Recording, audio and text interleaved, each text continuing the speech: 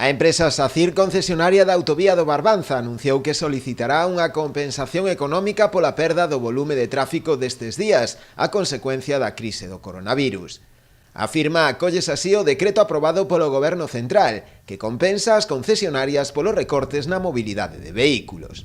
A través dun escrito remitido á Consellería de Infraestructuras, propietaria do vial, que lle paga a SACIR un canon anual polo número de vehículos que circulan pola estrada, reclama a dita compensación.